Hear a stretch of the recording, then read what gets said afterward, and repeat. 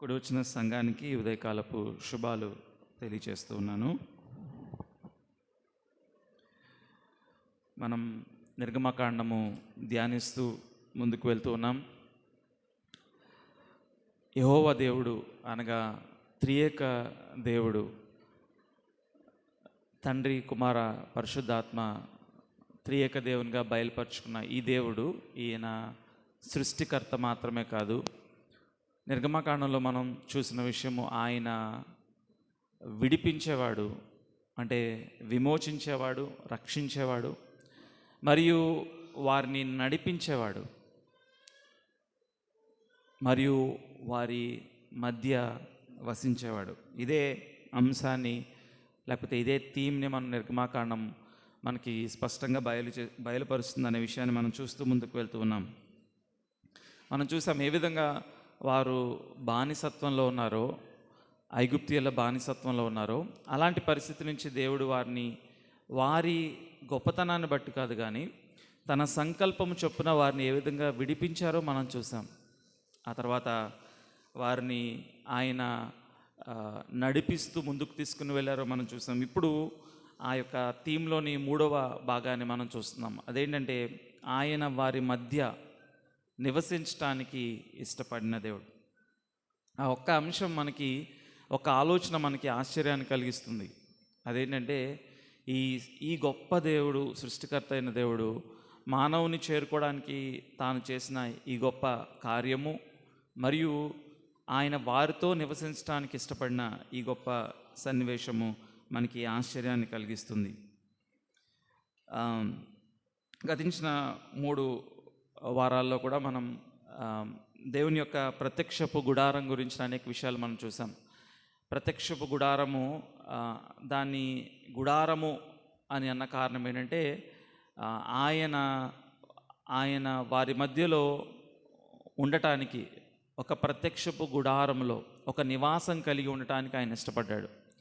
రెండవదిగా, ప్రత్యక్షపు గుడారానికి మరొక పేరు ఏంటంటే టాబర్నాకిల్. అంటే ఒక విధంగా అది ఆయన అడ్రస్, ఆయన యొక్క చిరునామా ఏంటంటే ఆయన ప్రజల మధ్యలో వసించేవాడు. మనం సంఖ్యాకాండంలో చూస్తాం, ప్రత్యక్షపు గుడారం చుట్టూ ఆ 12 గోత్రాల వారు వారి యొక్క గుడారాలు వేసుకుని నివసించేటివారు. అంటే ఆయన, ఈ సృష్టికర్త అయిన దేవుడు తన యొక్క అడ్రస్ని తన ప్రజల మధ్యలో ఉండటానికి ఇష్టపడ్డాడు.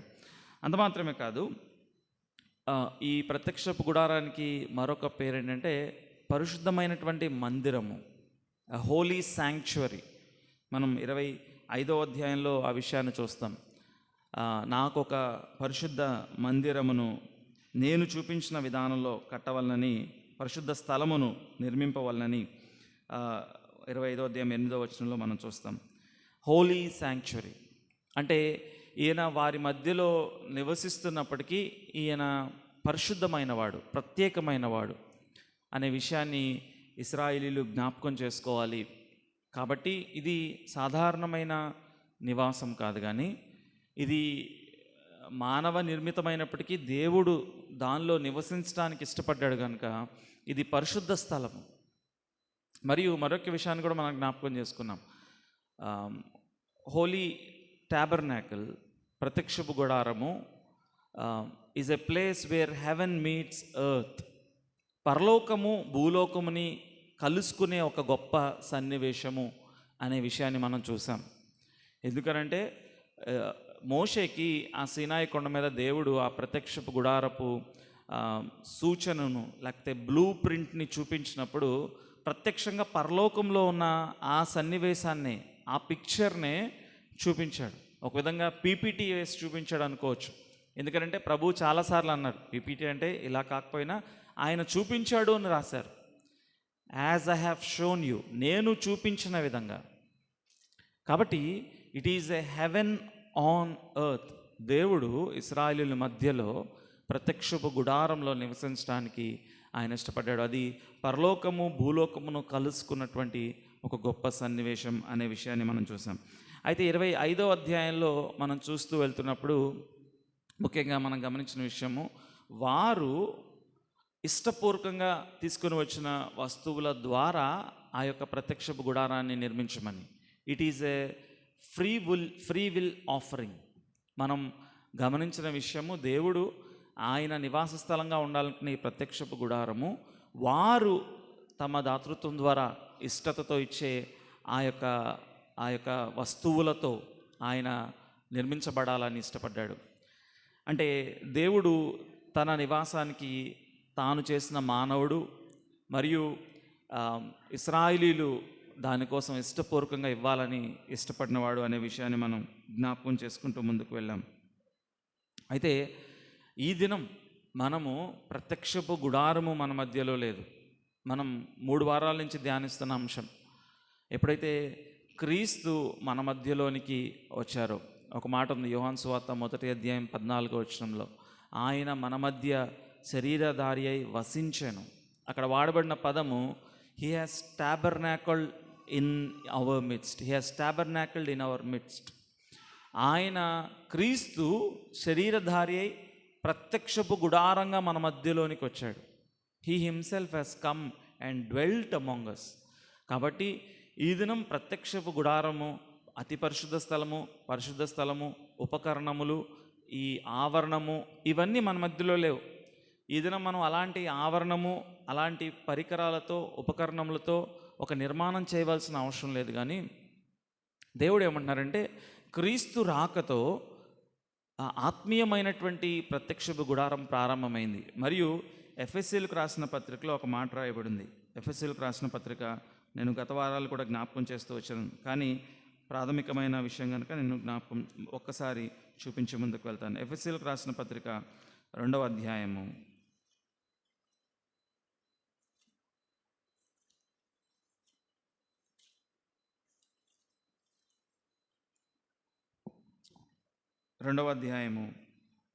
19వ వచనం.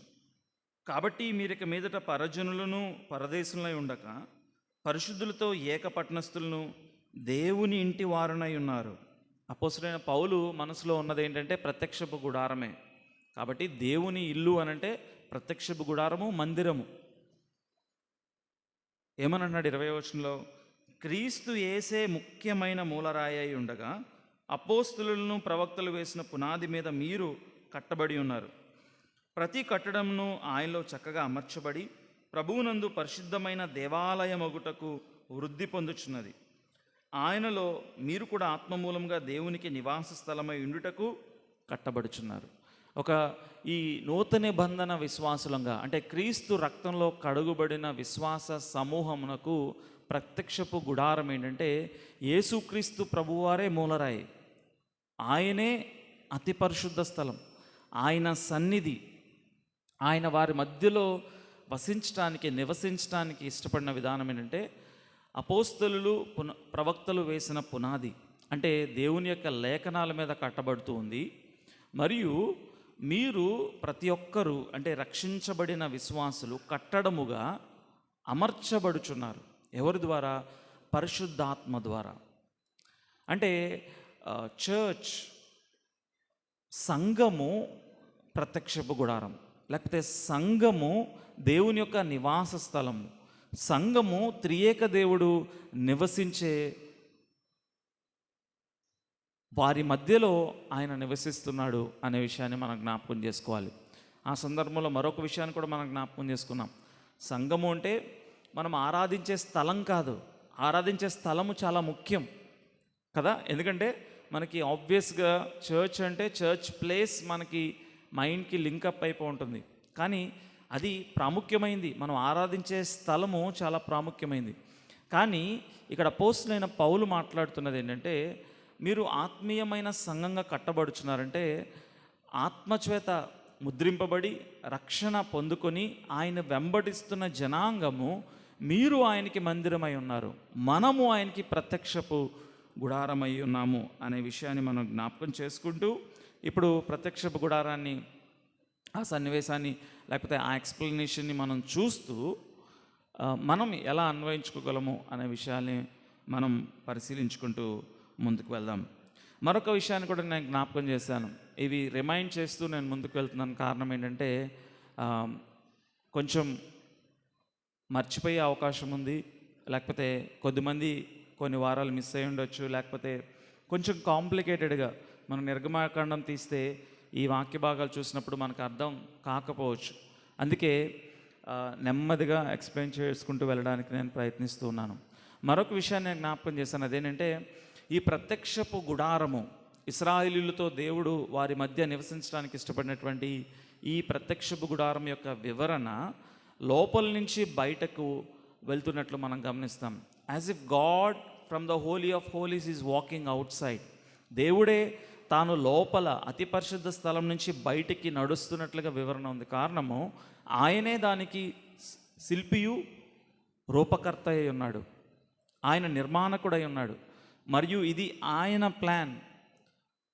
కాబట్టి ఆయనే వివరిస్తూ లోపల నుంచి బయటికి తీసుకుని వెళ్తూ ఉన్నారు. అయితే కొన్ని అధ్యాయాలు దాటిన తర్వాత బయట నుంచి వివరణ లోపలికి వస్తూ ఉంటుంది. కారణం ఏంటంటే ఆయన మానవుని కలుసుకోవడానికి, ఇశ్రాయేలీయుల్ని కలుసుకోవడానికి ఆయన ముందుకు వచ్చాడు. ఇప్పుడు ఆహ్వానిస్తూ ఉన్నాడు, come to me so that we can have communion, fellowship. దేవుడు మానవుని సృజించిన కారణం ఏంటంటే so that we can have, మన అల్టిమేట్ గోల్ ఏంటంటే దేవునితో సహవాసం కలిగి ఉండటానికి. కాబట్టి ఈ గొప్ప సన్నివేశాన్ని ప్రత్యక్షపు గుడారంలో మనం చూస్తాం.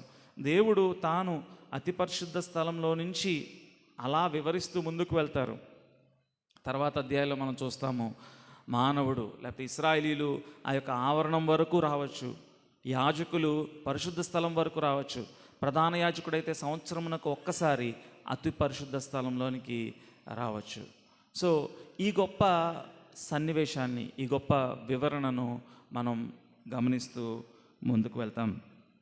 కాబట్టి మనం చూసాం, ప్రత్యక్ష గుడారం వివరణ అతి పరిశుద్ధ స్థలంతో ప్రారంభమైంది. అతి పరిశుద్ధ స్థలంలో ఏముంటాయో మనం చూసాం.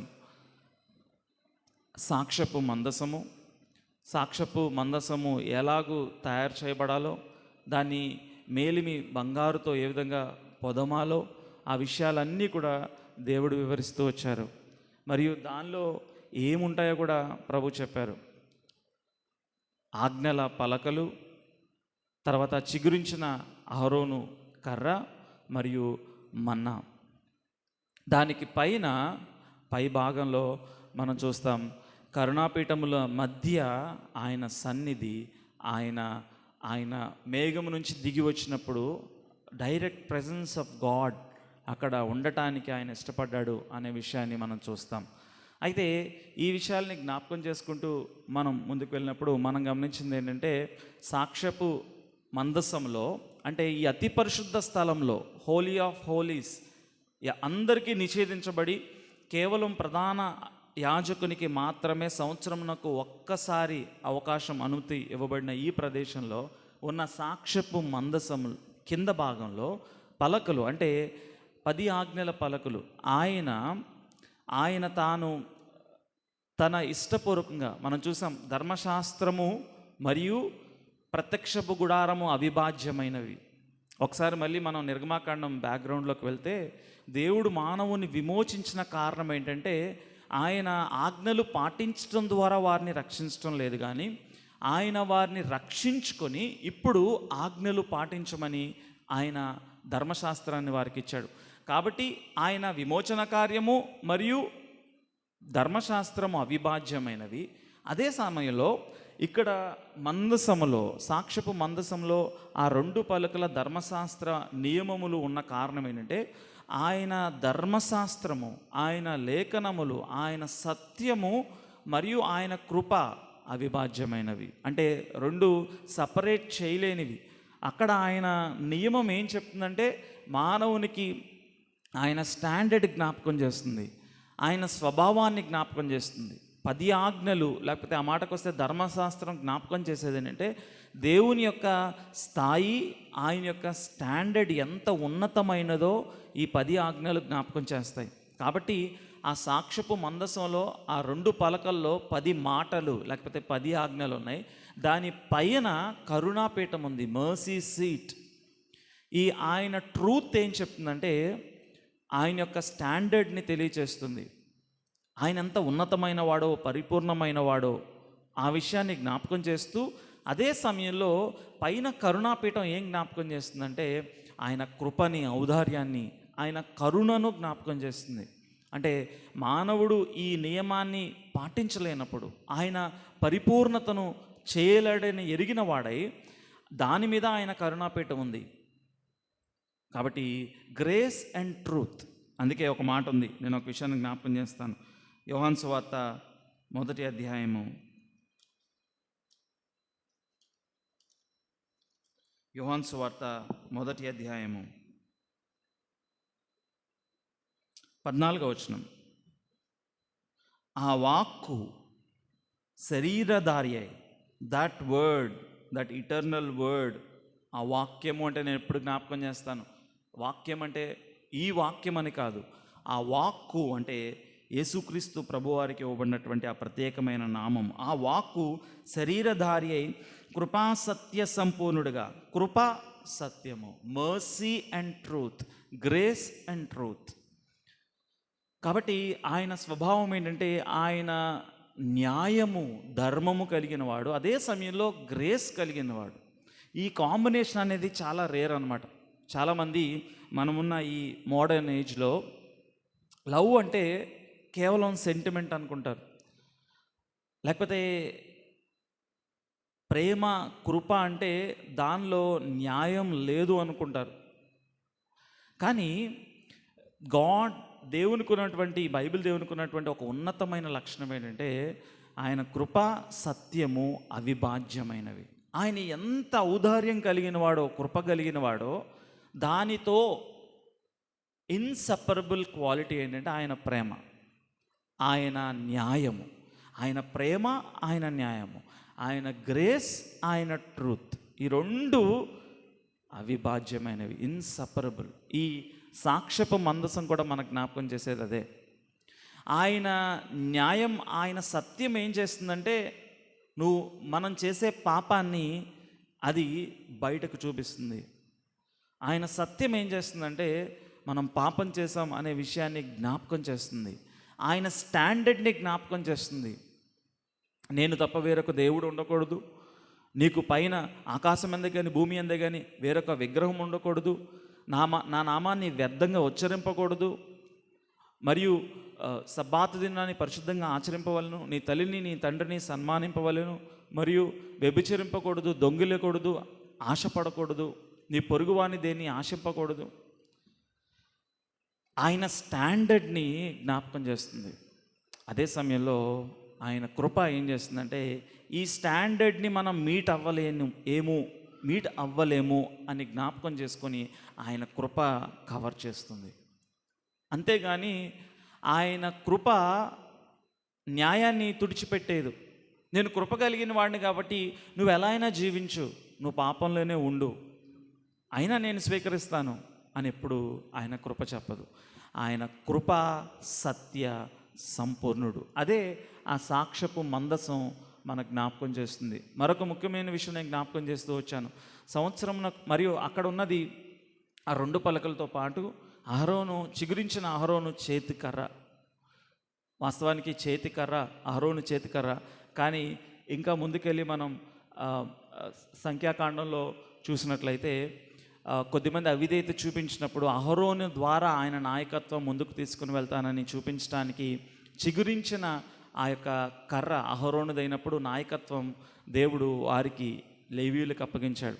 కానీ అక్కడ సాక్ష్యపు మందసంలో అహరోను చేతికర్ర ఉంచిన కారణం ఏంటంటే ఐ యామ్ యువర్ లీడర్, యెహోవా ఆయన ఇశ్రాయేలీయులకు కాపరి అనే విషయాన్ని జ్ఞాపకం చేస్తూ, మరియు మన్నా ఆయన సస్టైన్ చేసేవాడు, వారికి ప్రొవైడ్ చేసేవాడు, వారికి ఆహారాన్ని, అనుదిన ఆహారాన్ని, భౌతికమైన ఆహారాన్ని, అంతకంటే ఆత్మీయమైన ఆహారాన్ని అనుగ్రహించేవాడు ఆయనే అనే గొప్ప, he is a sustainer, he is the guide, he is truth above all, he is grace and truth అనే విషయాన్ని సాక్ష్యపు మందసం జ్ఞాపకం చేస్తుంది.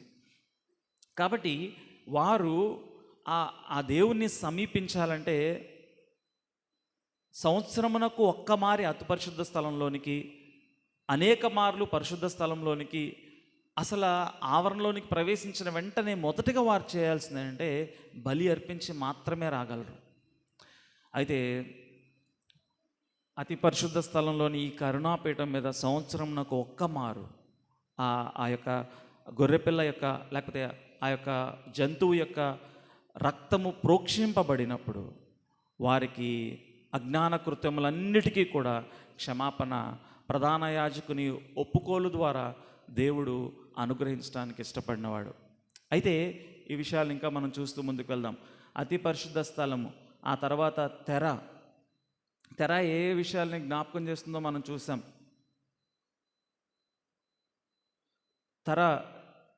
తెరకు అతి పరిశుద్ధ స్థలమునకు పరిశుద్ధ స్థలమునకు మధ్య తెర, మరియు పరిశుద్ధ స్థలమునకు ఆవరణమునకు మధ్య తెర మనం చూస్తాం. అయితే ఆ రెండింటికి వ్యత్యాసం ఏంటంటే కెరూబుల ద్వారా వర్క్ చేయబడినటువంటిది మనం అతి పరిశుద్ధ స్థలమునకు పరిశుద్ధ స్థలమునకు మధ్య చూస్తాం. ఇట్ షోస్ పరలోకంలో ఏ విధంగా అయితే దేవుని యొక్క సన్నిధిలో కెరూబుల మధ్యలో ఆయన ఆసీనుడై ఉంటాడో ఆ యొక్క విషయాన్ని జ్ఞాపకం చేస్తూ మనకి అలాంటి విషయాన్ని దేవుడు ఇశ్రాయేలీయుల్ని మోషే ద్వారా చేయమని ఆజ్ఞాపించాడు. అయితే ముందుకు వచ్చి పరిశుద్ధ స్థలంలో మనం చూసినట్లయితే ఉత్తర దిక్కున, అంటే ఒక వ్యక్తి ఈ ప్రత్యక్షపు గుడారాన్ని ఎంటర్ అవ్వాలంటే ఈస్ట్ ద్వారా, అంటే తూర్పు నుంచి ఎంటర్ అయ్యి లోపలికి అంటే టువర్డ్స్ వెస్ట్ వెళ్ళాలి. తూర్పు నుంచి పడమర వరకు రావాలి. పడమరలో ఆయన సన్నిధి ఉంది. East and west. ఎందుకు బ్రదర్, మీరు కూడా ఏమన్నా వాస్తు ఫాలో అవుతారా? కాదు. ఎందుకు ఆ విషయాన్ని జ్ఞాపకం చేశారంటే ఆదికాండము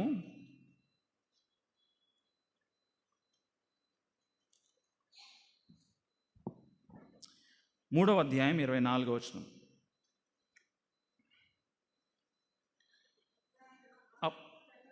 అప్పుడు ఆయన ఆదామును వెళ్ళగొట్టి ఏదెను తోటకు తూర్పు దిక్కున కెరూబులను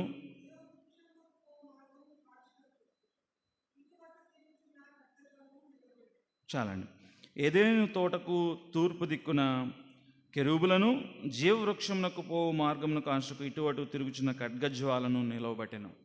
అంటే ఆదాము హవ్వలు పాపం చేసినప్పుడు దేవుని యొక్క సన్నిధి నుంచి వారు వెళ్ళగొట్టబడ్డారు. They were sent out towards east.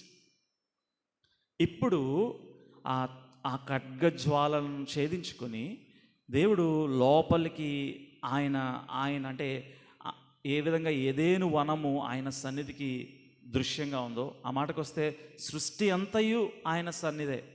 కానీ ప్రత్యేకంగా ఆయన సన్నిధి ఉంచదలిచిన ఆ ఏదేను వనం, ఇక్కడ ప్రత్యక్షపు గుడారం లోపలికి, అంటే ఆయన యొద్దకు రావడానికి యాక్సెస్, అంటే ఇలా ఈస్ట్ నుంచి లోపలికి వెస్ట్కి వెళ్తున్నప్పుడు ఆ పరిశుద్ధ స్థలంలో ఉత్తర దిక్కున, అంటే ఎంటర్ అయినప్పుడు రైట్ సైడ్ మనకి సన్నిధి రొట్టెల బల్ల మనం చూస్తాం. దాని గురించి గత వారం మనం చూసాం. తర్వాత సౌత్ సైడ్ దక్షిణ వైపున, అంటే లెఫ్ట్ సైడ్ ఎంటర్ అయినప్పుడు మీరు ఇమాజిన్ చేసుకోండి, మనం ఉన్న డైరెక్షన్ కరెక్ట్. అలా ఎంటర్ అవుతున్నప్పుడు రైట్ సైడ్ సన్నిధి రొట్టెల బల్ల, లెఫ్ట్ సైడ్ దీప వృక్షము, అంటే ల్యాంప్ స్టాండ్, మినోరా మనం చూస్తాం. వాటి యొక్క ఉద్దేశాన్ని, భావాన్ని మనం గత వారం ధ్యానిస్తూ వచ్చాం. ఆ సన్నిధి రొట్టెలు 12 ఉంటాయని, అవి ఇశ్రాయేలుల 12 గోత్రములకు సాదృశ్యమని, ఆయన వారితో సహవసించటానికి ఇష్టపడేవాడని మనం చూస్తూ వచ్చాం. మరియు దీప వృక్షము అది ఎల్లప్పుడూ వెలుగుతూ ఉండవలనని అనే విషయాన్ని కూడా మనం చూస్తూ వచ్చాం. తర్వాత బయటకు వచ్చిన తర్వాత మనం చూసే ముఖ్యమైన విషయం ఏంటంటే, అంటే పరిశుద్ధ స్థలం నుంచి ఆ యొక్క కర్టన్ దాటి బయటకు వచ్చినప్పుడు, నెక్స్ట్ స్లైడ్,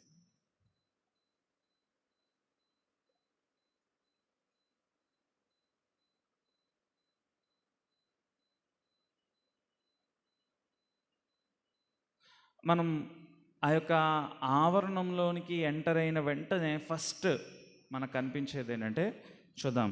నిర్గమకాండము 27వ అధ్యాయము. నిర్గమకాండం 27వ అధ్యాయం. మరియు 5 మూరల పొడుగు 5 మూరల వెడల్పు గల బలిపీఠమును తుమ్మకర్రతో నీవు చేయవలెను. ఆ బలిపీఠము చచ్చౌకముగా నుండవలెను. అంటే స్క్వేర్, 4 వైపులా ఒకటే విధానంలో ఉండే ఒక బలిపీఠం నువ్వు చేయవలను.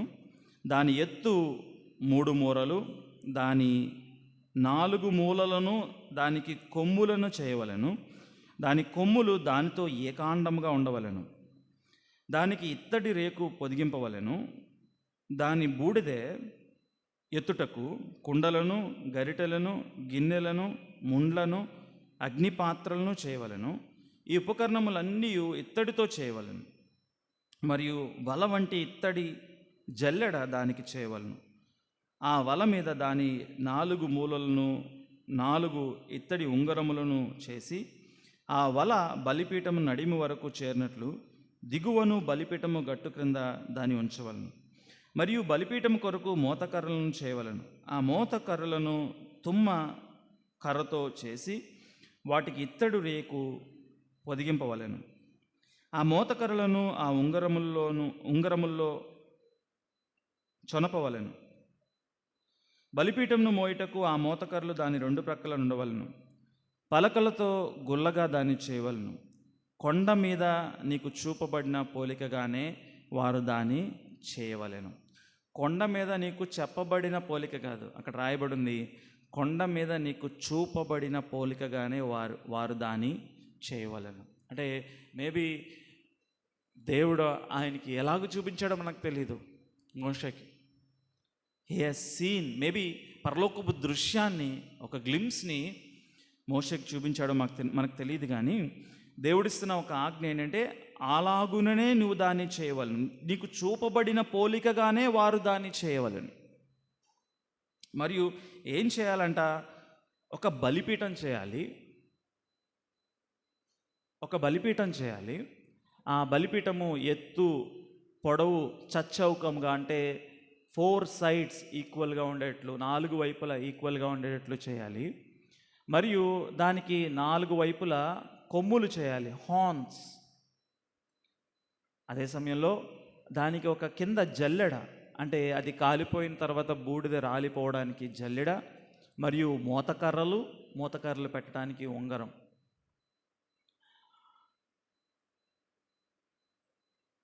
మరియు దీన్ని ఇత్తడితో చేయవలను, బ్రాంజ్ మెటీరియల్తో దాన్ని చేయాలి. ఒక ఇశ్రాయేలీయుడు ప్రత్యక్షపు గుడారంలోనికి ప్రవేశించిన వెంటనే మొదటగా తాను చేయవలసింది ఏంటంటే, బలిపీఠం మీద బలి అర్పించకుండా తాను ముందుకు వెళ్ళలేడు. ఎందుకు ఈ బలిపీఠం? 3 విషయాలని మనకి బలిపీఠం జ్ఞాపకం చేస్తుంది. మొదటిది సాటిస్ఫాక్షన్. ఎందుకు సాటిస్ఫాక్షన్? ఏంటి ఆ సాటిస్ఫాక్షన్ అంటే, మనం ఇందాక జ్ఞాపకం చేసుకున్నట్లు దేవుడు ఆయన ప్రజలతో ఆయన కలుసుకోవడానికి ఇష్టపడుతున్నాడు అన్న కారణాన, ఆయన కృప కారణాన, ఆయన న్యాయము దాటిపోలేడు. ఆయన్ని ఎవ్వరూ సమీపించలేరు. కారణము, ఆయన పరిశుద్ధుడైన దేవుడు. ఆయన నీతి పాపమునకు మరణశిక్ష విధిస్తుంది. That is how dangerous his truth is. ఆయన జస్టిస్, ఆయన నీతి ఎంత ఉన్నతమైందంటే ఏ మానవుడు ఆయన సమీపించలేడు. The only way is through sacrifice. బలిపీఠం ద్వారా బలి అర్పించబడితే తప్ప ఎవరునూ ఆయన యొద్దకు రాలేరు. మనం అక్కడ ఆదికాండంలో చూస్తాము, ఆయన ఖడ్గ జ్వాలలను పెట్టాడు అటువైపున ఇటువైపున. కారణం ఏంటంటే, if you have to enter my presence, నీవు నా సన్నిధికి రావాలంటే ఒకటే మార్గం ఏంటంటే, నువ్వు చచ్చిపోతేనే లోపలికి రాగలవు, లేకపోతే బలి అర్పించబడితే తప్ప నువ్వు లోపలికి రాలేవు. The need for sacrifice. మరియు ఆయన నీతి తృప్తిపరచబడాలంటే, సాటిస్ఫై అవ్వాలంటే, ఆ పాపమునకు శిక్ష విధించబడితే తప్ప లోపలికి ప్రవేశించడానికి లేదు. అందుకే మనం ఇందాక జ్ఞాపకం చేసుకున్నాం, ఆయన నీతి మరియు ఆయన కృప. ఆయన కృప కలిగి ఆయన దిగి వచ్చి వారితో కలిసి ఉండటానికి ఇష్టపడ్డాడు. కానీ వారు ప్రవేశించాలంటే ఆయన న్యాయాన్ని దాటుకుని రావాలి. Only way is sacrifice. ఆయన యొక్క నీతి తృప్తి చెందబడాలి. ఎంత ఎంత కృప కలిగిన దేవుడో అంతే నీతి కలిగిన దేవుడు. ఆయన కృప కలిగిన వాడు కనుక ఆయన నీతిని దాటిపోలేడు. ఆయన లక్షణాలకి ఇవి అవిభాజ్యమైనవి. They are inseparable. అందుకే ఈ దేవునిలో మనకు ఒక గొప్ప విషయం కనిపిస్తుంది. అదేంటంటే ఆయన ప్రేమ కలిగిన వాడు కనుక ఆయన నువ్వు ఎలా ఉన్నా పర్లేదు అని అనడు. మనం ఏమనుకుంటామంటే ప్రేమ అంటే మనం ఏం చేసినా చల్లాలి, there should be no cost. అది ప్రేమ అవ్వదు. అదేమవుతుందంటే మోసం అవుతుంది. In God's love there is justice. కాబట్టి ఆయన వారిని కలుసుకోవడానికి ఇష్టపడ్డాడు. కానీ వారు ఎలా అయితే అలా వచ్చేయలేరు. ప్రత్యక్షపు గుడారంలోనికి వారు ప్రవేశించాలంటే సిద్ధపడి రావాలి. ఒక జంతువుని సిద్ధపరచుకోవాలి. మరియు వారికి వెంటనే జ్ఞాపకం వచ్చేది ఏంటంటే, వారు అలాగునే ఆ జంతువుని తీసుకుని వచ్చి అక్కడ 4 కొమ్ములు ఇచ్చిన కారణం ఏంటంటే 4 వైపులా ఆ జంతువుని కట్టివేస్తారు. It reminds us that we deserve that punishment. మనము ఆ శిక్షకు అర్హులము. నేను ఈ పరిశుద్ధ దేవునికి కొంచెమైనా సమీపంగా వెళ్ళాలి, ఆయనతో సహవాసం కలిగి ఉండాలనంటే నా పాపమునకు శిక్ష విధింపబడాలి. My sin needs to be dealt with. అప్పుడు ఒక జంతువుని తీసుకొచ్చి ఆ బలిపీఠం మీద 4 వైపులా కట్టేసినప్పుడు ఆ కొమ్ములకి వారు జ్ఞాపకం చేసుకునేది ఏంటంటే ఇట్ ఈస్ మీ. నేను అక్కడ కట్టబడాలి. నేను ఈ దేవునితో సహవాసం కలిగి ఉండాలంటే నా పాపమునకు శిక్ష నేను పొందాలి. First one is satisfaction. రెండవది కన్ఫెషన్. వారు ఆ జంతువును అక్కడ పెట్టినప్పుడు ఆ యాజకుడు ఏం చేస్తారంటే హీ కన్ఫెసెస్, లేకపోతే ఆ తీసుకెళ్ళిన వ్యక్తి, బలి అర్పించడానికి తీసుకెళ్ళిన ఆ వ్యక్తి తన చెయ్యి దాని మీద ఉంచినప్పుడు తాను ఒప్పుకుంటాడు, ప్రభువా నేను ఈ పాపం చేశాను, దేవా నేను ఈ పాపం చేశాను. కాబట్టి ఆ పాపం ఆ యొక్క జంతువు మీదకి మోపబడింది. ఆ జంతువు మీదకి మోపబడినప్పుడు ఆ యొక్క పాపము నిమిత్తమైనటువంటి శిక్ష వెల చెల్లించబడింది. ఒక్క పాపము నిమిత్తమే అంత శిక్ష, అంత బలిపీఠం మీద బలి అవసరమైనట్లయితే మనం అర్థం చేసుకోవాల్సింది, మన జీవిత కాలమంతయు పాపం చేత బంధింపబడి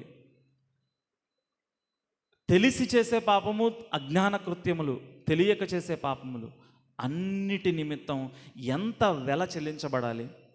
దేవుడు మానవునికి జ్ఞాపకం చేస్తున్న విషయం ఏంటంటే you can not for ever deal with me through sacrifices.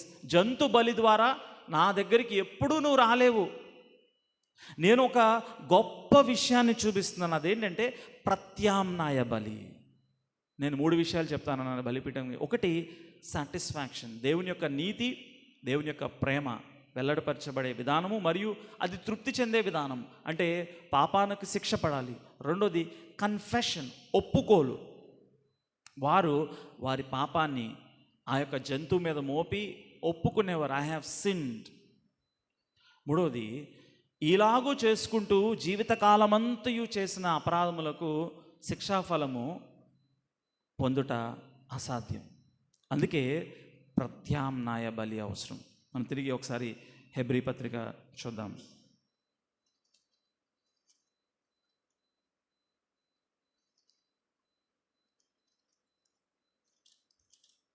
Hebrew పత్రిక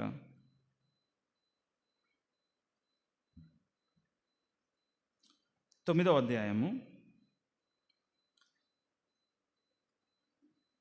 12వ వచనం. మేకల యొక్కయు కోడెల యొక్కయు రక్తంతో కాక తన స్వరక్తముతో ఒక్కసారే పరిశుద్ధ స్థలంలో ప్రవేశించును. జాగ్రత్తగా వినండి. ఎలా అనగా బలిపీఠం మీద మేకల యొక్కయు ఎడ్ల యొక్కయు రక్తమును మైలపడిన వారి మీద ఆవుదూడ బూడిద చల్లుటయు శరీర శుద్ధి కలిగినట్లు వారిని పరిశుద్ధపరచిన ఎడల నిత్యుడగు ఆత్మ ద్వారా తను తాను దేవునికి నిర్దోషిగా అర్పించుకొనిన క్రీస్తు యొక్క రక్తము నిర్జీవ క్రియలను విడిచి జీవము గల దేవుని సేవించుటకు మీ మనస్సాక్షిని ఎంతో ఎక్కువగా శుద్ధి చేయును. 19వ వచనం. ధర్మశాస్త్ర ప్రకారము మోషే ప్రతి ఆజ్ఞను ప్రజలతో చెప్పిన తర్వాత ఆయన నీళ్లతోనూ రక్తవర్ణములు గల గొర్రెబొచ్చుతోనూ హిస్సోపుతోనూ కోడల యొక్క మేకల యొక్క రక్తంతో తీసుకొని దేవుడు మీ కొరకు విధించిన నిబంధన రక్తం మీద అని చెప్పుచు గ్రంథం మీదను ప్రజలందరి మీద ప్రోక్షించును. అదేవిధంగా గుడారము మీద సేవాపాత్రలన్నిటి మీద ఆ రక్తం ప్రోక్షించును. మరియు ధర్మశాస్త్ర ప్రకారము సమస్త వస్తువులను రక్తము చేత శుద్ధి చేయబడిననియు రక్తము చిందింపకుండా పాప క్షమాపణ కలుగుదనియు సామాన్యముగా చెప్పవచ్చు. అంటే ఈ జంతు బలులు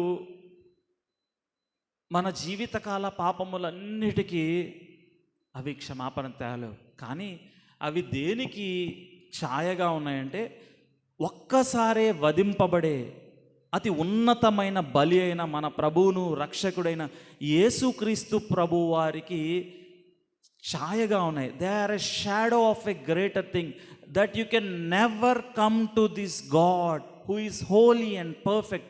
అతి పరిశుద్ధుడైనటువంటి పాపరహితుడైనటువంటి రవ్వంతైన తప్పు లేనటువంటి ఈ పరిశుద్ధ దేవుని సమీపించడానికి నువ్వు చేరుకోగలిగిన ఏకైక మార్గము తాను చూపించిన ప్రత్యామ్నాయ బలి, ఏకైక బలి యేసుక్రీస్తు ప్రభువారి రక్తము అనే విషయాన్ని ఛాయగా ఈ బలిపీఠం చూపిస్తుంది. కానీ దేవుడు బలి ద్వారా ఆయన మెచ్చేవాడు కాదు. He is showing that there is going to be an ultimate sacrifice. ఆయన సాటిస్ఫాక్షన్ ఛాయగా ముందుకు చూపిస్తున్నటువంటి, లేకపోతే మనకు వెనకగా ఉన్నటువంటి క్రీస్తు శిలువ బలియాగం వైపుకి ఛాయగా, it is reflecting, it is a shadow, it is a type అనే విషయాన్ని మనం జ్ఞాపకం చేసుకోవాలి. ఉదయకాల సమయంలో మనము ఆయనతో సహవసించగలుగుతున్నామంటే ప్రత్యక్షపు గుడారము, అతి పరిశుద్ధ స్థలము, బలి అర్పణ లేకుండా మనం ఎలా రాగలుగుతున్నామంటే బలి అర్పించబడింది కనుక. మరియు అందరి విశ్వాసం ద్వారా యేసుక్రీస్తు ప్రభువారు సిలువలో చేసిన ఆ ప్రత్యామ్నాయ బలి మరియు అందరి విశ్వాసం ద్వారా ఇప్పుడు మనం ఆ తెర, అతి పరిశుద్ధ స్థలంలోని తెర క్రీస్తు సిలువ వేయబడినప్పుడు చిరిగిన కారణం ఏంటంటే we can directly go in to the presence of lord through Christ. యేసుక్రీస్తు దేవుడు ఒక్కటే చూస్తాడు, అదేంటంటే నువ్వు క్రీస్తు రక్తము చేత కప్పబడ్డావా లేదా. నువ్వు ఆయన సన్నిధిలోకి రావాలంటే ఓన్లీ క్వాలిఫికేషన్ ఏంటంటే నువ్వు యేసుక్రీస్తు రక్తము ప్రతి పాపము నుండి నిన్ను పవిత్రునిగా చేయును అనే సత్యాన్ని గ్రహించి, మరియు నీ పాపం ఆయన మీద మోపి ఆయన నీతిని నువ్వు పొందుకున్నావా లేదా, ఈ గొప్ప ట్రాన్సాక్షన్ నీ జీవితంలో జరిగిందా లేదా అనే ఒక్క సత్యం మీద మాత్రమే నీ యాక్సెస్ ఉంటుంది. మరి ఏది కాదు. నేను పాపం చేశాను, నాకు బదులుగా క్రీస్తు మరణించాడు, నా పాపం ఆయన మీద మోపబడింది, ఆయన యందలి విశ్వాసం ద్వారా ఆయన నీతి నాకు అనుగ్రహించబడింది. ఈ ఒక్క సత్యం ద్వారా ఈ అతి పరిశుద్ధుడైన దేవుని వద్దకు నువ్వు చేరుకోగలవు. మరి ఏది కాదు. నీ సత్క్రియల వల్ల కాదు, నీ మంచితనం వల్ల కాదు, నీ మత ఆచరణ వల్ల కాదు, నీ ప్రార్థనా జీవితం వల్ల కాదు, నీ వాక్య ధ్యానం వల్ల కాదు, నీ పరిచర్య వల్ల కాదు, నీ వాక్య బోధన వల్ల కాదు. Only through the blood of Jesus we have access with this Holi and perfect God. ఈ అతి పరిశుద్ధుడైన దేవునితో సహవాసం కలిగి ఉండడానికి ఏకైక మార్గం క్రీస్తు అనే విషయాన్ని బలిపీఠం మనకి జ్ఞాపకం చేస్తుంది. తర్వాత ముందుకు వెళ్ళి మనం చూసినట్లయితే తర్వాత ఆవరణాన్ని మనం చూస్తాం. ఎప్పుడైతే ఇక్కడ నీలి, ధూమ్ర, రక్తవర్ణ ఈ వర్డ్స్ అన్ని వాస్తవానికి నాకు నేర్చుకోవాల్సి వచ్చింది. ఇంగ్లీష్లో బ్లూ, పర్పుల్ అండ్ స్కార్లెట్. తెలుగులో నీలి అంటే బ్లూ, పర్పుల్ అంటే ధూమ్ర, తర్వాత రక్తము అంటే రెడ్. నీలి, ధూమ్ర, రక్తవర్ణ, బ్లూ, పర్పుల్, రెడ్, స్కార్లెట్. ఆ కర్టెన్ దాటుకొని కొంచెం జూమ్ అవుట్ చేయి తమ్ముడు.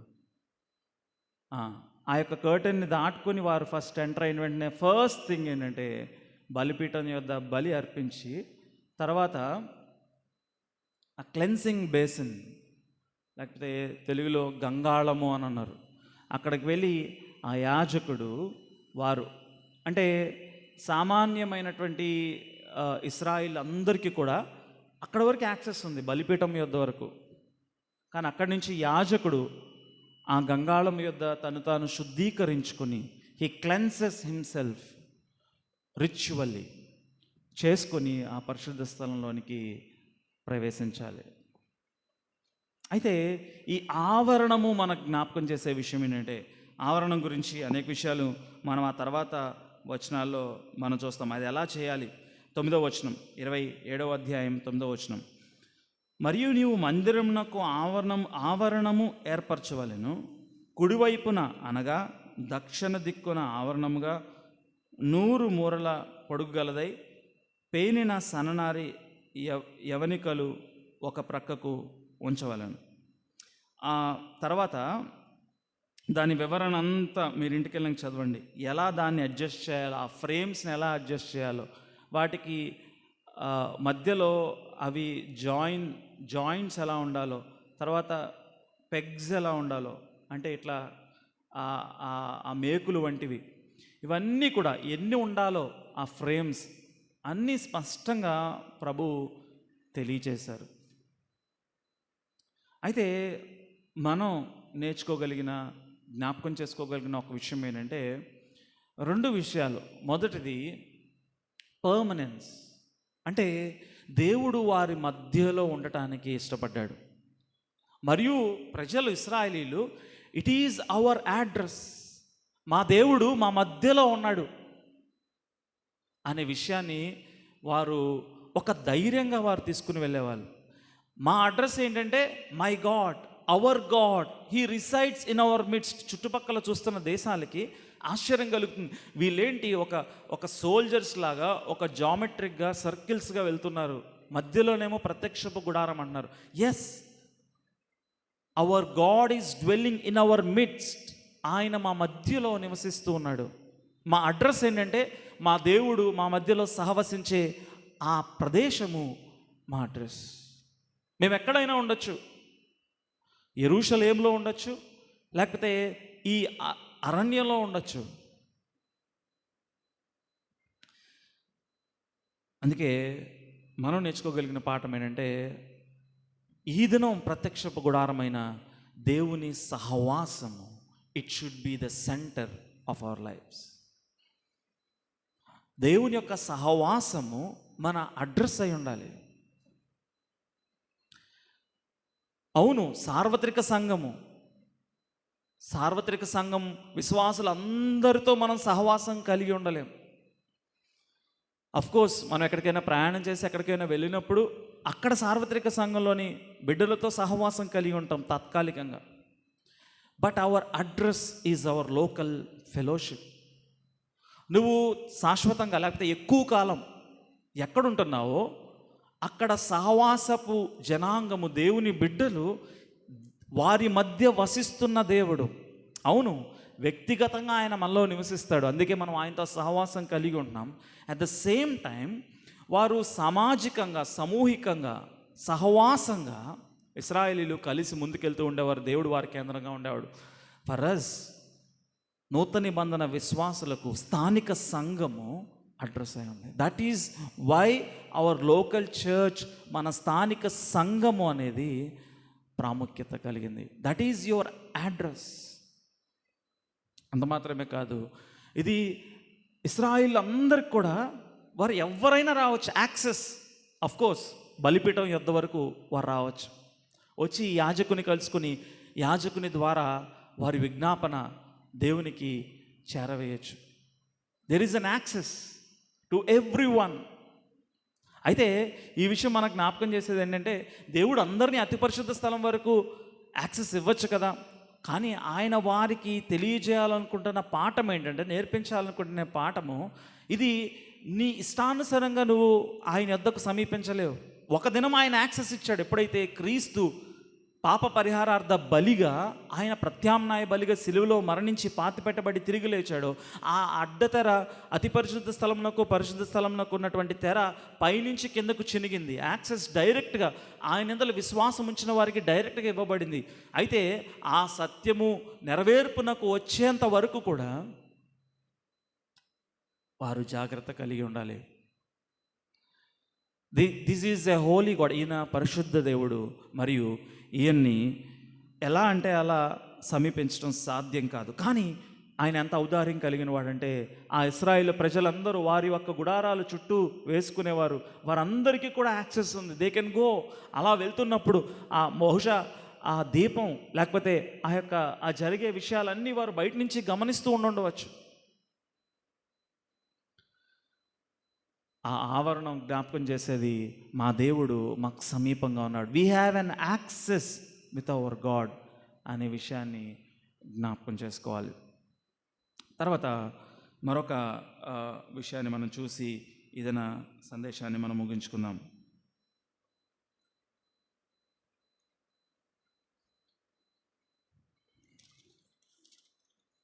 ఇక్కడ 28వ అధ్యాయం నుంచి యాజకత్వము చేయుటకై వారికి ఇచ్చిన నియమాలు మరియు వారి వస్త్రధారణ ఇంకా ఇతర విషయాలు మనం వచ్చే వారం చూస్తాం. అయితే ఈ అతి పరిశుద్ధ స్థలమునకు మధ్యన ఆ తెర దగ్గరలో దేవుడు మరొక ఉపకరణాన్ని ఉంచమన్నారు. నిర్గమాకాండం 30వ అధ్యాయం.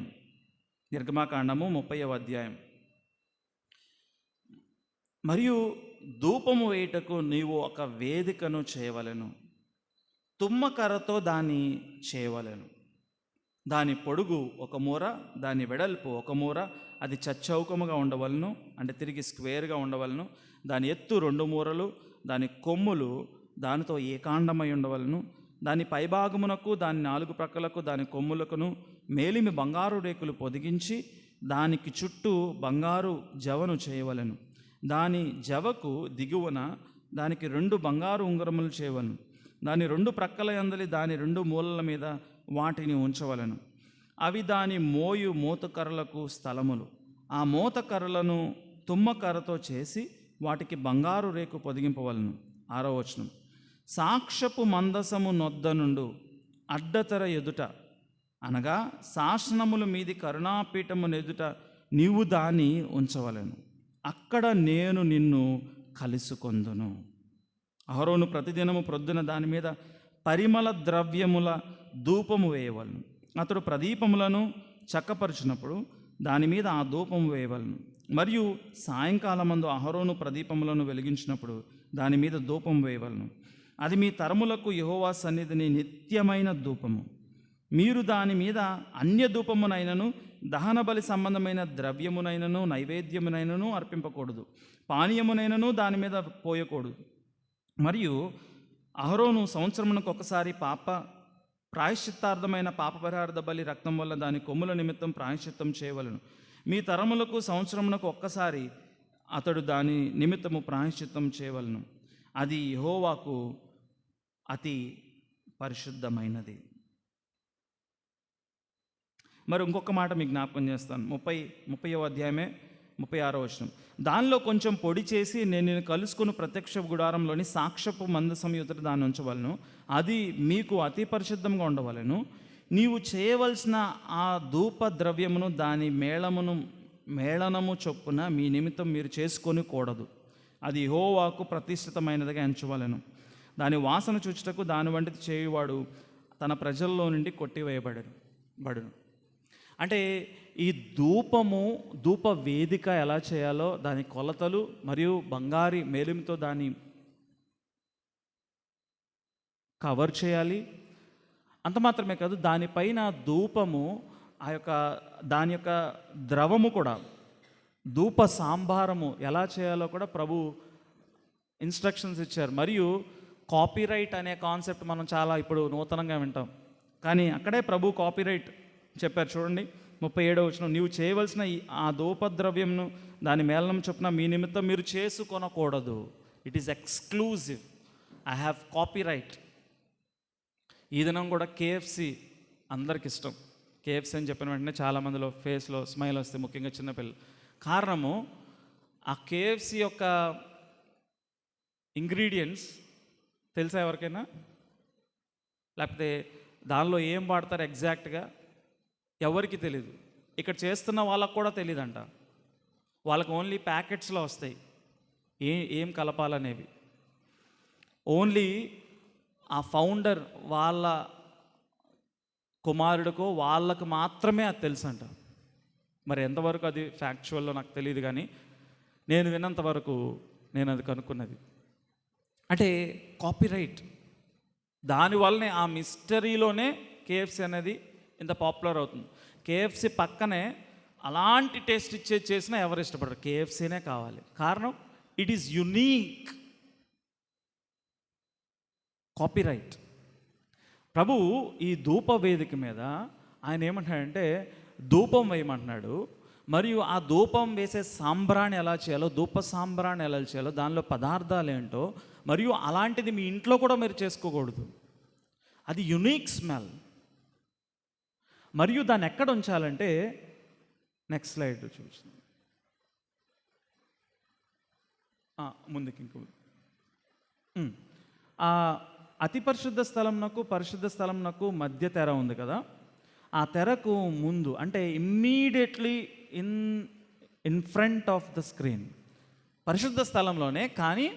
కానీ ప్రభువు దాని గురించి వివరణ ఇచ్చేటప్పుడు మాత్రం 30వ అధ్యాయంలో మనం చూస్తాము 7వ వచనంలో 6వ వచనంలో, సాక్ష్యపు మందసము నొద్ద నుండి అడ్డతెర ఎదుట, అనగా శాసనముల మీది కరుణాపీఠము ఎదుట నీవు దాన్ని ఉంచవలను, అక్కడ నేను నిన్ను కలుసుకుందును. I will meet you there.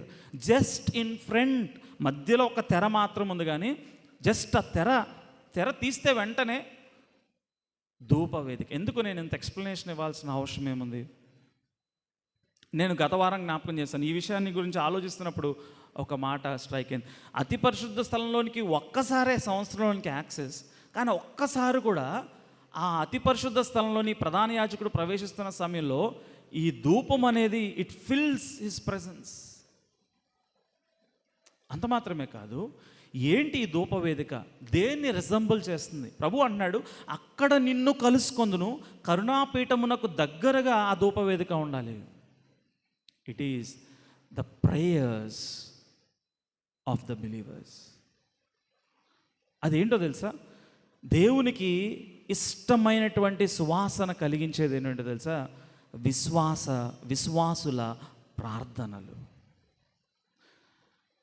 సృష్టికర్త అయిన దేవుడు హీ సెల్ఫ్ సఫిషియంట్. ఆయన స్వయంభవుడు, అంటే దేని మీద ఆధారపడేవాడు కాదు. మన ప్రార్థన మీదనో, మనం ఇచ్చే వాటి మీదో, మనం ఆయన్ని పొగుడితేనో, మన ఆరాధన మీదనో ఆయన ఆధారపడేవాడు కాదు. అందుకే ఆయనకి నామం ఏంటంటే స్వయంభవుడు. Yet he desires the prayers of his people.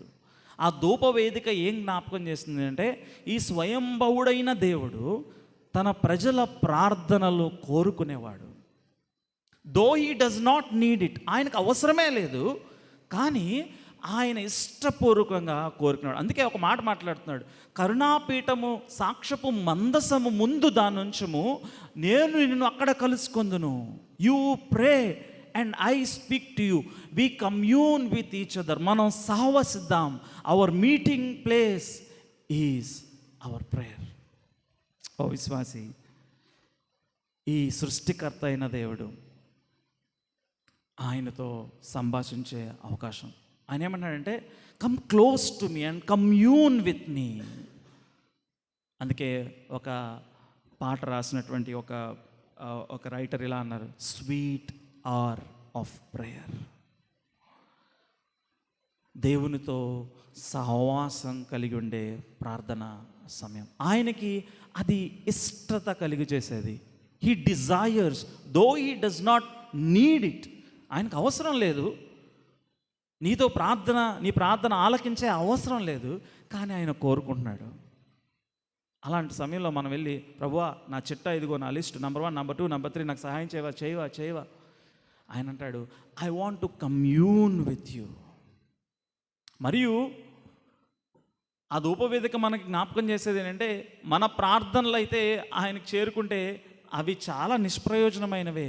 కానీ మధ్యలో క్రీస్తు నిలవబడి ఆయన మన కొరకు ప్రధాన యాజకుడిగా మనతో సహానుభవం కలిగిన వాడై మన పక్షమున విజ్ఞాపన చేస్తున్నాడు. అంటే వెన్ వి ప్రే, మనం ప్రార్థన చేస్తున్నప్పుడు మనం ఏం చేస్తున్నామో మనకు తెలియదు. అనేకసార్లు మనం చేసేవి అనేకమైనటువంటి తప్పులు, అన్వాంటెడ్ థింగ్స్, మనకి ఎలాగూ ప్రార్థన చేయాలో తెలియదు.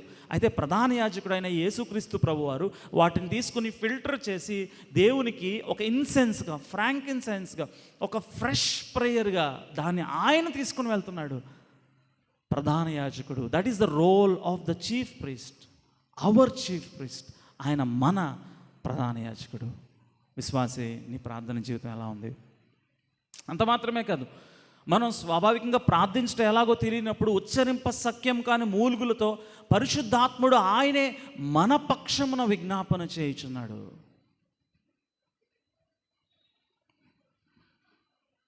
ధూపవేదిక జ్ఞాపకం చేసేది, హీ డిజైర్స్ ఇట్. ఆయన కోరుకునేవాడై ఉన్నాడు. All this is possible. ఇదంతా సాధ్యం కేవలము మన రక్షకుడును మన ప్రభు అయిన యేసు క్రీస్తు ద్వారా.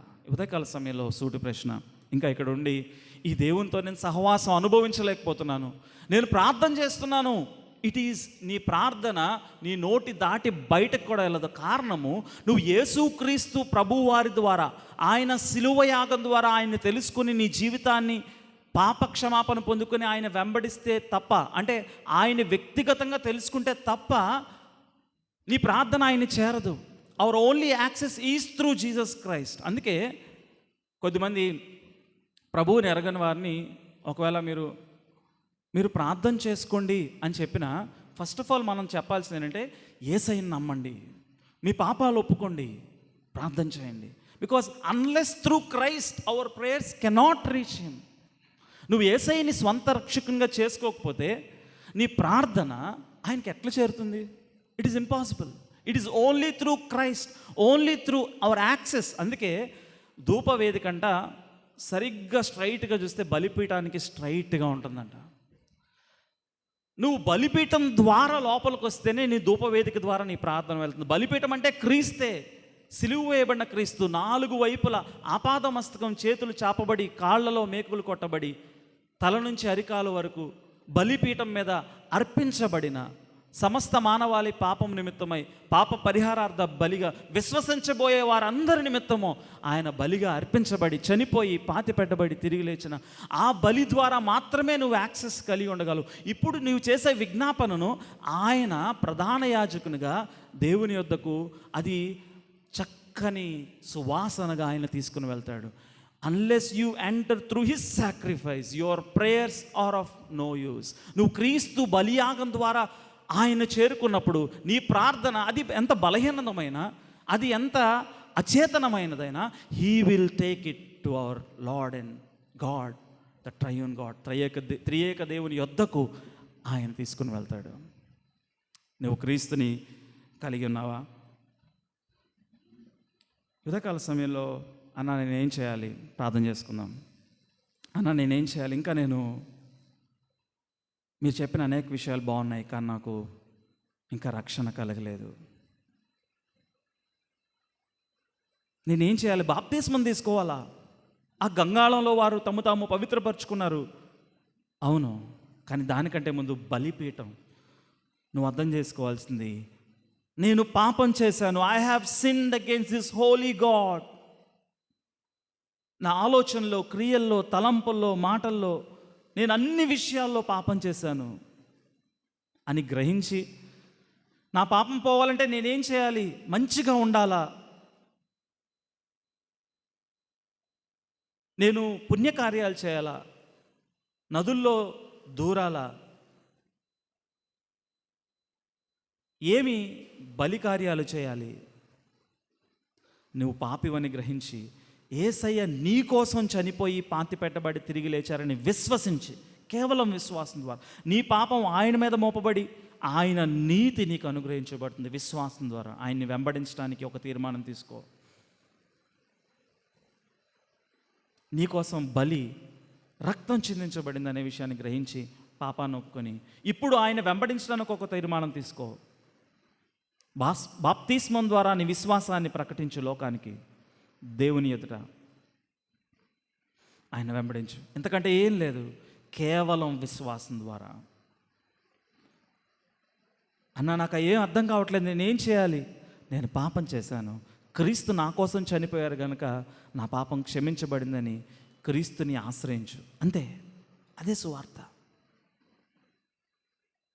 అన్న నేను ఇంకా చిన్నవాడిని, ఏం పర్వాలేదు, నీ హృదయాన్ని ఏసైకిస్తావా? ఇదే అనుకూల సమయం, ఇదే రక్షణ దినం. రేపు నీది కాదు.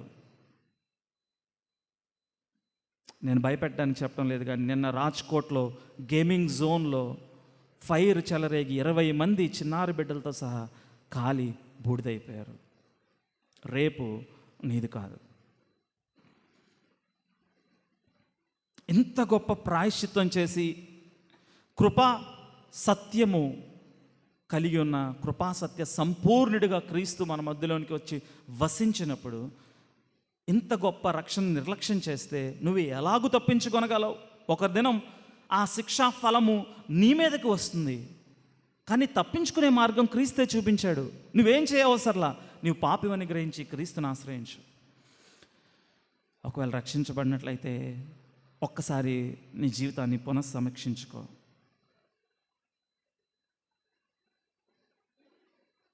క్రీస్తు ప్రాయశ్చిత్తాన్ని యొక్క ప్రాముఖ్యతను గ్రహించావా? లేకపోతే నా రక్షణ, నా విశ్వాసం, నా ప్రార్థన, నా మంచితనం, నా మతం అని ఆధారపడుతున్నావా? నిష్ప్రయోజనం. Our only basis for our salvation is the work of Jesus Christ on the cross of Calvary.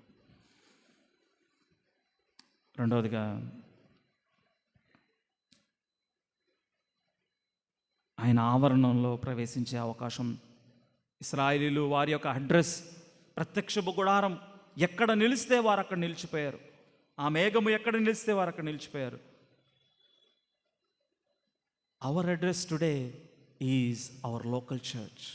నా స్థానిక సంఘం. స్థానిక సంఘము యొక్క ప్రాముఖ్యతను నువ్వు గ్రహించావా?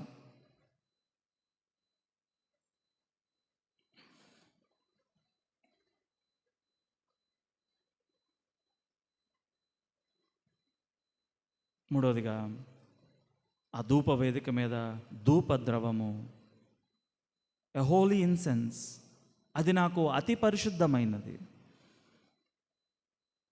ఎల్లప్పుడూ ఉండవలెను.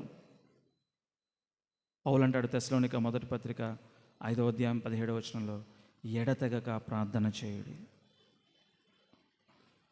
ఈ సృష్టికర్త అయిన స్వయంభవుడైన దేవునికి ఏ అవసరం లేనప్పటికీ కూడా ఆయన నీ ప్రార్థన కోరి నీతో సహవసించడానికి అక్కడ నేను నిన్ను కలుసుకునేదను.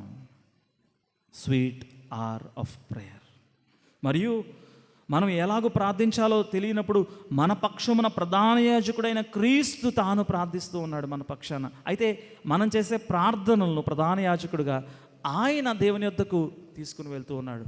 పరిశుద్ధాత్ముడు ఉచ్చరింప సఖ్యం కానీ మూలుగులతో తానే మన పక్షాన విజ్ఞాపన చేస్తూ ఉన్నాడు. ఆయన బలను సమీపిస్తున్న మనం బలిపీఠం ముందు వారు ఒక పని చేసేవారు, ఒప్పుకునేవారు. యువతకాల సమయంలో ప్రభువా నేను పాపం చేశాను, రక్షింపబడ్డాను, అయినా ఆలోచనలో పాపం చేశాను, క్రియల్లో పాపం చేశాను, తలంపుల్లో పాపం చేశాను, నడవడికలో పాపం చేశాను, మై రిలేషన్షిప్స్లో పాపం చేశాను. అవును ఆయన పాపం క్షమించాడు, కానీ confession is a daily activity. మనం మన పాపములు ఒప్పుకున్నలా ఆయన నమ్మదగిన వాడు, నీతిమంతుడు గనక సమస్త దుర్నీతి నుండి మనల్ని పవిత్రులుగా చేయను. ఆయన వెలుగులో నడిచినలా మనం ఆయనతో అన్యోన్య సహవాసము కలిగి ఉందము. మరియు యేసు రక్తము ప్రతి పాపము నుండి మనలను పవిత్రులుగా చేయను. It is an ongoing process. Confession, ఒప్పుకోలు, పశ్చాత్తాపం, repentance is not a one time act, it is an ongoing act. మన రక్షణ కార్యము విశ్వసించిన ఒక్క మరుక్షణమే జరుగుతుంది. కానీ విశ్వాస జీవితంలో పరిశుద్ధపరచబడుట, sanctification, repentance, confession is a daily activity. ప్రభు నీ జీవితంలో ఆయనకు అయిష్టమైన విషయాలు, ఇంకా రక్షింపబడిన తర్వాత కూడా నీ జీవితంలో ఉన్న విషయాల్ని చూపిస్తున్నప్పుడు వాటిని సరిచేసుకొని ఆయన బల్లో చేయి. ఎవరు అయోగ్యంగా ప్రభు యొక్క రొట్టెని తింటారో, లేక ఆయన పాత్రలోనిది త్రాగుతారో, ఆయన శరీరం నిమిత్తమును రక్తం నిమిత్తమును అపరాధులవుతారు. కాబట్టి తమ్ము తాము పరీక్షించుకొని ఆయన రొట్టెను భుజింపవలనని మరియు ఆయన రక్తంలోనిది త్రాగవలనని హెచ్చరిస్తూ అందుకే మీలో అనేకులు పరీక్షించుకొని తినని కారణం మీలో అనేకులు రోగులు అయినారు, కొందరు నిద్రించుచున్నారు. ఒకవేళ రాబో ఉగ్రత నుంచి తప్పింపబడినప్పటికీ ఏ లోకంలో శిక్ష, కాన్సిక్వెన్సెస్ ఆఫ్ సిన్ నుంచి మనం ఎస్కేప్ కాలేం. కాబట్టి పరీక్షించుకొని పరిశీలించుకొని ఆయన బలలో చేయవేద్దామా? ప్రార్థన చేసుకుందాం.